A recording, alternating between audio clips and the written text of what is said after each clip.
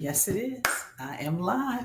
I did a little earlier. It wasn't live, so I wanted to come on because I really truly wanted to share these strategies for mastering your time and your energy. I'm not going to be before you long, so you may be eating lunch, you may be ending lunch. The replay will be posted. So I'm giving you 5 strategies to master your time and your energy, but I'm also going to answer a few questions as well. So I thank those of you who did submit questions. So let's start with number 1, buffer time. Now, some of you may have heard of buffering time. But buffer time is basically putting some time before and after a meeting. Like how many of you go from meeting to meeting to meeting, and sometimes you don't even have a chance to even just take a bathroom break or even drink any water. So that's what, when you get that notification that you have a meeting, go to your calendar and just basically put in some time, whether it's 5 minutes, 10 minutes, to allow yourself a moment to just pause and just breathe.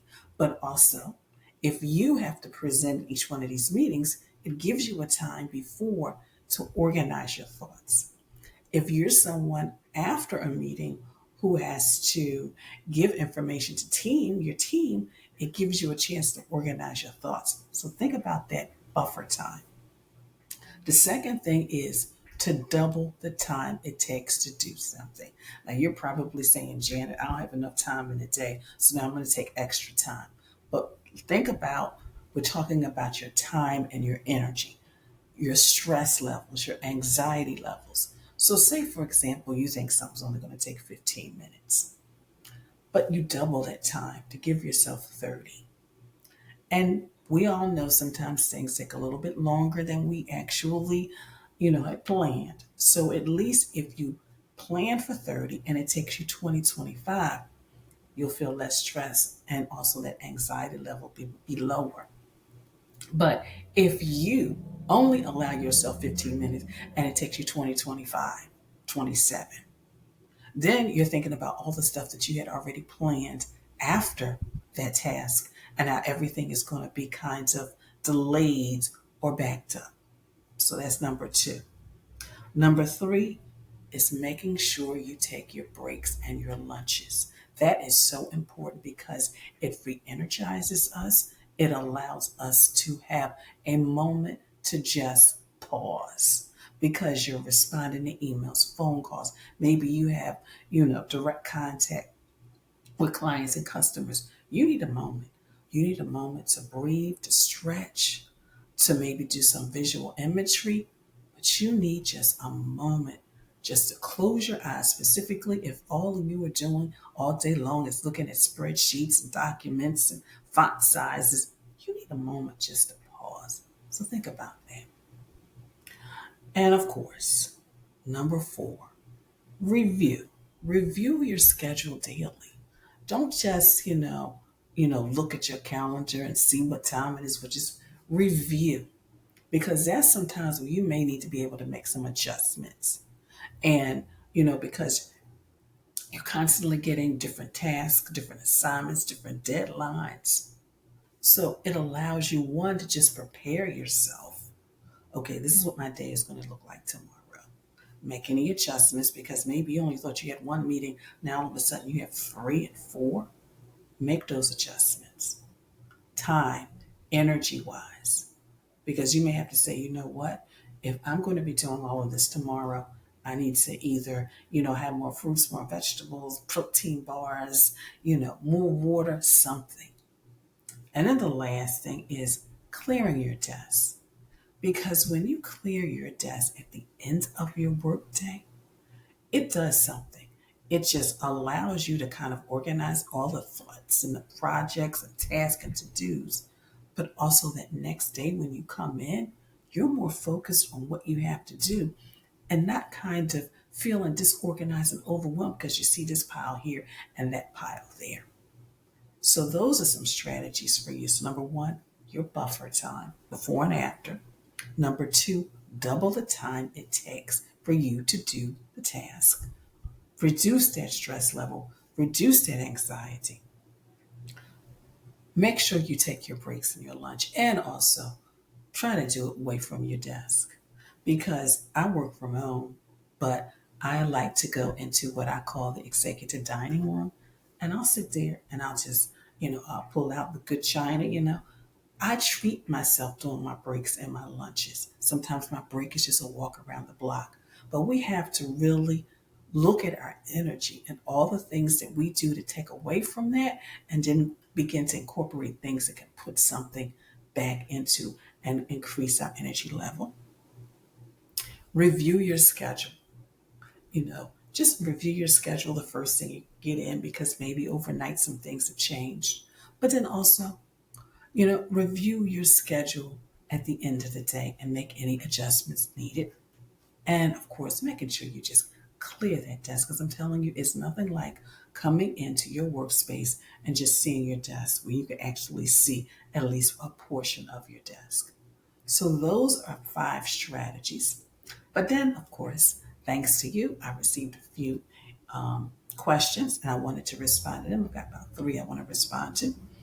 The first one is, how can I stay focused when unexpected tasks constantly pop up during my workday?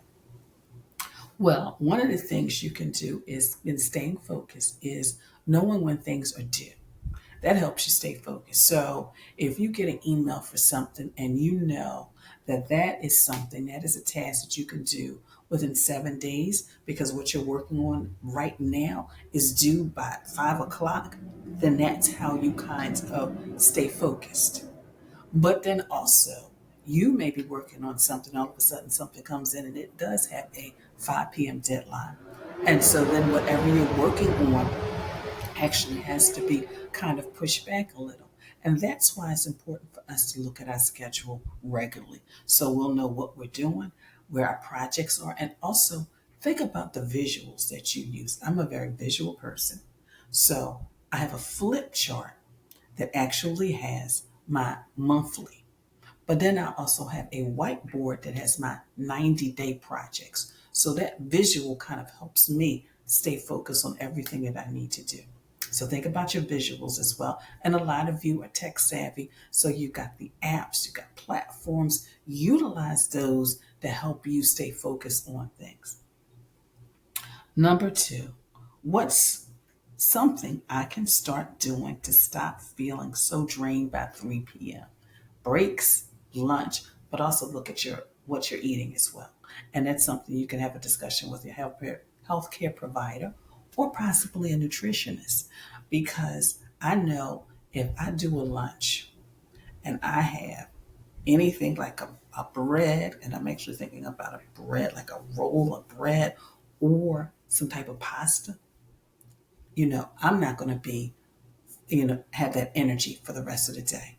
I'll eat a salad because when I have to do late night presentations and speaking engagements, I need my energy up. And so that's one thing. But also sometimes it's just kind of we need to regroup. And that's why even if you're in an office building, sometimes just taking that break and walking around, getting some fresh air, you know, allowing the sun to hit your face sometimes just stepping away. And maybe you cannot step away like that. Well, maybe consider, doing some stretches, doing something so you can regain that energy you need for the rest of the day. And the last question, how do I manage my time effectively when juggling work and caregiving responsibilities? So, a lot of that comes with planning. Now, for me, it was real easy because I just made a decision. I cannot do both. I was an only child, so therefore, my mother's only child. So, therefore, I was like, I'm not going to overwhelm myself. So, but also I pulled off of my community as well. I had a community of people who, if I needed an errand ran, they would go to the errand. People who would make sure, we got back and forth to the hospital. People who actually would be with my mother while I did actually see a client or two. So sometimes it's pulling on those resources as well because you do have work to do, but also if you are and your siblings or other members of the family, if you're doing this as a community, then meet. and saying, okay, I know you're going to this appointment. I'm working, work out a schedule. And that's why it's always good for us just to sit down and have those weekly schedules. But work out a schedule so that, okay, you're going to the appointment. All right, I'm going to block out time after work so we can discuss and you can let me know any updates or anything. Or maybe you're going, work really, because it is becoming so, really, it's not that it's becoming more popular. It's just becoming more, people are becoming more aware. People are talking a lot more about the whole caregiving. And so therefore, I would suggest that you pull off your community, literally, because people want to help, but sometimes they just don't know how. So you got to ask people, your community, find out what resources are available with the different benefit programs and things you have at work. Find out what resources are available for you to take care of that person, because there's lots of elderly resources out there. And also, I would strongly suggest that you connect with somebody who is actually know what it's like to work as well as take care of someone. That's one of the greatest resources I could have ever had, is I was had other people who had taken care of their mothers. And now I am in that position where I see some of my friends that are taking care of their mothers. So I try to be there for whether they just need somebody to talk to or they just need some insight. But, figure out what works for you and your family, figure out what resources are available, and then just kind of plan accordingly. Well, I hope you have enjoyed this. I'm glad I was able to come to you live. So please also, check out this week's podcast because it talks about community and the importance of it and how we can get a lot of things done, live an organized life without feeling overwhelmed. So check that out as well. And also, what other topics would you like for me to talk about here? Once a month, I'm going to come for just a quick little chat with you during your lunch period. So let me know that as well. So continue to have a great day. And as I always tell my Facebook group, be safe, be well, but most of all, be organized. Have a great one.